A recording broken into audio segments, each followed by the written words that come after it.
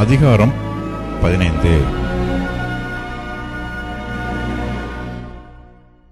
நேபாத்தின் குமாரனாகிய யெரொபெயாம் என்னும் ராஜாவின் 18ஆம் வருஷத்திலே அபியாம் யூதாவின் மேல் ராஜாவாகி 3 வருஷம் எருசலேமில் ராஜ்யபாரம் பண்ணினான். அப்சலோமின் குமாரத்தியாகிய அவனுடைய தாயின் பேர் மாகாள். தன் தகப்பன் தனக்கு முன் செய்த எல்லா பாவங்களிலும் அவன் நடந்தான். அவன் இருதயம் அவன் தகப்பனாகிய தாவீதின் இருதயத்தைப் போல் தன் தேவனாகிய கர்த்தருக்கு முன்பாக உத்தமமாய் இருக்கவில்லை. ஆனாலும் தாவீதின் நிமித்தம் அவனுடைய தேவனாகிய கர்த்தர் அவனுக்கு பிற்பாடு அவன் குமாரனை எழும்ப பண்ணுகிறதினாலும் எருசலேமை நிலை நிறுத்துகிறதினாலும் அவனுக்கு எருசலேமில் ஒரு விளக்கை கட்டளையிட்டு வந்தார். தாவீது ஏத்தியனாகிய உரியாவின் சங்கதி ஒன்று தவிர கர்த்தர் தனக்கு கட்டளையிட்டதிலே தான் உயிரோடு இருந்த நாளெல்லாம் ஒன்றையும் விட்டு விலகாமல் அவர் பார்வைக்கு செம்மையானதை செய்து வந்தான். ரெகொபெயாமுக்கும் யெரொபெயாமுக்கும் அவர்கள் இருந்த நாட்களிலெல்லாம் யுத்தம் நடந்து கொண்டிருந்தது. அபியாமின் மற்ற வர்த்தமானங்களும் அவன் செய்தவை யாவும் யூதாவுடைய ராஜாக்களின் நாளாகம புஸ்தகத்தில் அல்லவோ எழுதியிருக்கிறது. அபியாமுக்கும் யெரொபெயாமுக்கும் யுத்தம் நடந்து கொண்டிருந்தது. அபியாம் தன் பிதாக்களுடைய நித்திரை அடைந்த பின் அவனை தாவீதின் நகரத்தில் அடக்கம் பண்ணினார்கள். அவன் குமாரனாகிய ஆசா அவன் ஸ்தானத்தில் ராஜாவானான். இஸ்ரவேலின் ராஜாவாகிய யெரொபெயாமின் 20ஆம் வருஷத்திலே ஆசா யூதாவின் மேல் ராஜாவாகி 41 வருஷம் எருசலேமில் ராஜ்யபாரம் பண்ணினான். அப்சலோமின் குமாரத்தியாகிய அவனுடைய தாயின் பேர் மாகாள். ஆசா தன் தகப்பனாகிய தாவீதைப் போல் கர்த்தரின் பார்வைக்கு செம்மையானதை செய்தான். அவன் இலச்சையான புணர்ச்சிக்காரரை தேசத்திலிருந்து அகற்றி தன் பிதாக்கள் உண்டு பண்ணின நரகலான விக்கிரகங்களையெல்லாம் விலக்கி தோப்பிலே அருவருப்பான விக்கிரகத்தை உண்டு பண்ணின தன் தாயாகிய மாகாளையும் ராஜாத்தியாய் இராதபடிக்கு விலக்கிவிட்டான். அவளுடைய விக்கிரகத்தையும் ஆசா நிர்மூலமாக்கி கீதரோன் ஆற்றண்டையிலே சுட்டெரித்து போட்டான். மேடைகளோ தகர்க்கப்படவில்லை. ஆனாலும் ஆசா உயிரோடு இருந்த நாளெல்லாம் அவன் இருதயம் கர்த்தருடைய உத்தமமாயிருந்தது. தன் தகப்பனும் தானும் பரிசுத்தப்படுத்தும்படி நேர்ந்து கொண்ட வெள்ளியையும் பொன்னையும் பனிமுட்டுகளையும் அவன் கர்த்தருடைய ஆலயத்திலே கொண்டு வந்தான். ஆசாவுக்கும் இஸ்ரவேலின் ராஜாவாகிய பாஷாவுக்கும் அவருடைய நாட்களிலெல்லாம் யுத்தம் நடந்து கொண்டிருந்தது. ஒருவரும் யூதாவின் ராஜாவாகிய ஆசாவினிடத்தில் போக்குவரத்தாய் இராதபடிக்கு இஸ்ரவேலின் ராஜாவாகிய பாஷா யூதாவுக்கு விரோதமாக வந்து ராமாவை கட்டினான்.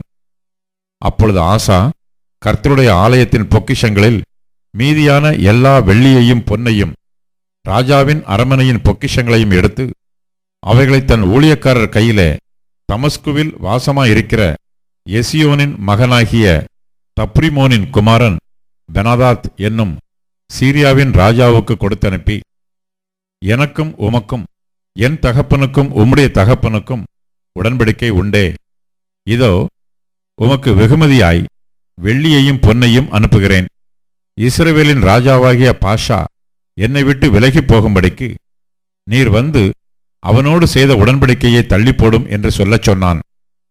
பெனாதாத் ராஜாவாகிய ஆசாவுக்கு செவி கொடுத்து தனக்கு உண்டான சேனாபதிகளை இஸ்ரவேலின் பட்டணங்களுக்கு விரோதமாக அனுப்பி ஈயோனையும் தானையும் பெத்மாக்கா என்னும் ஆபேலையும் கின்னரோத் அனைத்தையும் நப்தலியின் முழு தேசத்தையும் கூட முறியடித்தான். பாஷா அதை கேட்டபோது ராமாவை கட்டுகிறதை விட்டு திர்சாவிலிருந்து விட்டான்.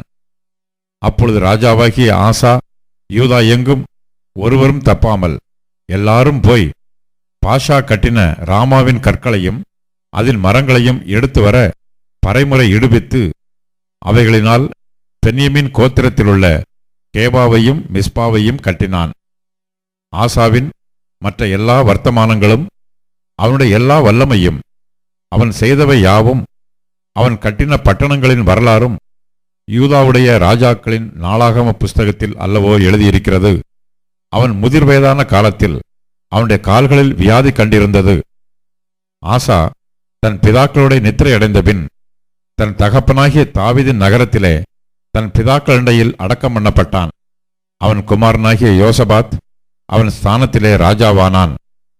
யூதாவின் ராஜாவாகிய ஆசாவின் 2ஆம் வருஷத்திலே யெரொபெயாமின் குமாரனாகிய நாதாப் இஸ்ரவேலின் மேல் ராஜாவாகி 2 வருஷம் இஸ்ரவேலின் மேல் ராஜ்யபாரம் பண்ணினான்.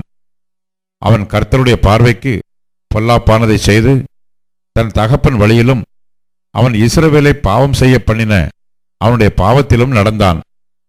இசக்கார் வம்சத்தானாகிய அகியாவின் குமாரனான பாஷா அவனுக்கு விரோதமாய் கட்டுப்பாடு பண்ணி நாதாபும் இஸ்ரவேல் அனைத்தும் பெலிஸ்தருக்கு இருந்த கிபெத்தோனை முற்றுகை போட்டிருக்கையில் பாஷா அவனை கிபெத்தோனிலே வெட்டி போட்டான். பாஷா யூதாவின் ராஜாவாகிய ஆசாவின் 3ஆம் வருஷத்திலே அவனை கொன்று போட்ட பின் அவன் ஸ்தானத்தில் ராஜாவானான்.